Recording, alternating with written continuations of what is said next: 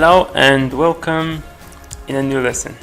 Dear students, today we are going to study a new lesson which is how to express ability or expressing ability. This lesson is in unit number 9, which is the world of money. The lesson is function. We have seen ability before when we talked about modal verbs.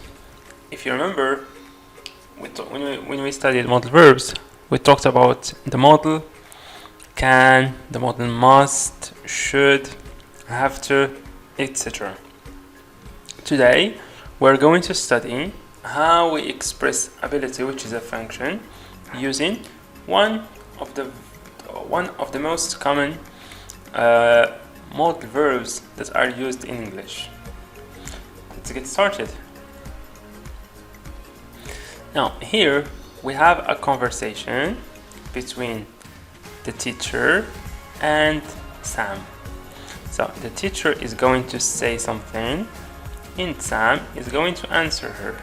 And here we have a mathematical equation or an exercise. Now, let's see what the teacher is going to say. Sam, can you do this exercise? Sam, can you do this exercise? Now, the teacher asked Sam a question, which is, Sam, can you do this exercise? Now, Sam is going to answer her. Let's see his answer.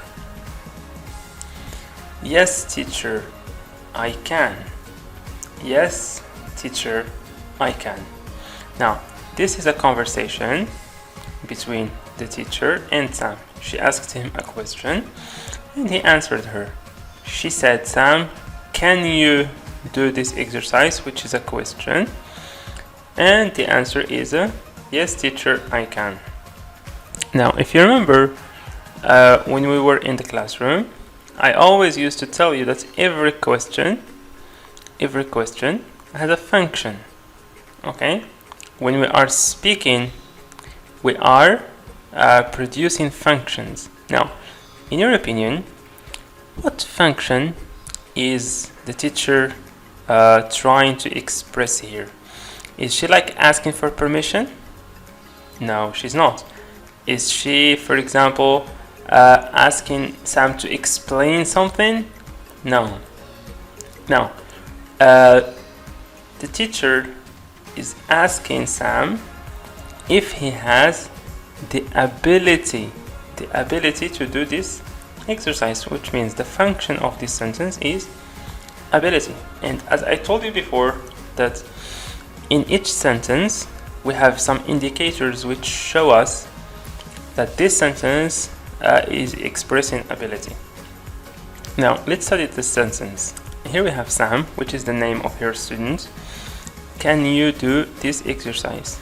Well, the indicator is can.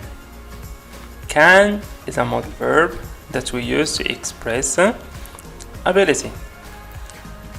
Okay, let's see the answer of Sam. Sam said, yes, teacher, I can. I can. Yes, I can.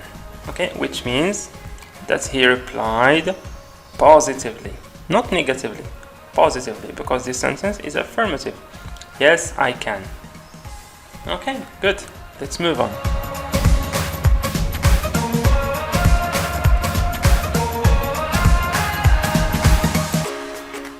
Now, as I said before, can you do this exercise? Can you do? We use it to express ability. Can, what is can? Can is a modal verb. You is a what? Subject. Like I, you, he, she, it, we, you, they, etc. And do is a verb. Now, can you do? So if you want to ask someone for ability, you say, for example, can you do? Can you do? Can plus subject plus verb without anything, just verb, infinitive. The answer, if he can do that thing, he would say, yes, teacher, I can, or yes, I can. Okay? Good. Let's move on. Now, is this correct? Now, I'm going to show you some sentences, and I want you to guess if they are correct or incorrect. The first one is this. Sam, can you to do this exercise? Now, is this sentence correct? Can we say, can you to do? Huh? No, it's not correct. It's false. Okay? Because we can't have to here. To is incorrect. Can you do? Can you do? Not can you to do. Okay? After can, we never add to. We add just the verb. So it's incorrect. What about this one? No, teacher, I can. No, teacher, I can. No means that the sentence is going to be negative, but here we have positive sentence or affirmative sentence, which is not correct. We should have here yes, or have here I can't. Okay? We can't have no with I can, which is a false too. Very good. Let's move on.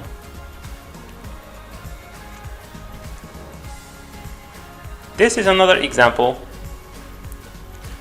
Sam, can you doing this exercise? Is this correct? No, it's not correct. We can't use ing after can. Okay? We have to have the verb in the infinitive and change. Without we don't change anything. Okay? So it's a false. Here, yes, teacher, I can't. Is this correct? Again, no, it's not correct. If we have yes, we say I can. If we have no, we say I can't. But here we have yes, so we can't have can't. Okay? Good. So it's also false. Now, we have a couple of ways that we use to express ability. Okay? So the first thing you have to learn is how to ask someone for ability. Okay? So asking for ability, we have a couple of examples. For example, can plus subject plus verb. Can you play football? Can you speak English? Can you write your name, etc. The next way is, how well are you at mathematics? How good are you at French? How good are you with computers or whatever? Okay? And the last one is, when can you start? When can you arrive? When can you come? Etc. So these are few examples of the sentences we use to express ability. Now, if someone asks you for ability, you have two options. You either say yes or you say no. Now, if you say yes, it means that you are responding positively. Yes, responding positively. For example, yes, I can. Yes, I can. But you can also respond negatively, which means no. Responding negatively is no. So you say, no, I can't. Here, positively, yes, I can. Negatively, no, I can't. For example, if I said, can you speak Arabic? I say, yes, I can. Can you speak Chinese? no, I can't. Okay? Great. You can also say it's impossible. If you can't do something, you say it's impossible. You can say that too. Okay, now let's do an exercise. Here you have 3 conversations or 3 dialogues or 3 exchanges. Here between the interviewer, this person, and John, this person. And here between you and John, here between you and Mrs. Smith. Now you have to fill in the gaps with expressions that we have just learned in this lesson. Okay? Good. I wish you the best of luck. Please do the exercises as usual and send them to me via WhatsApp. Thank you so much for paying attention. See you next time.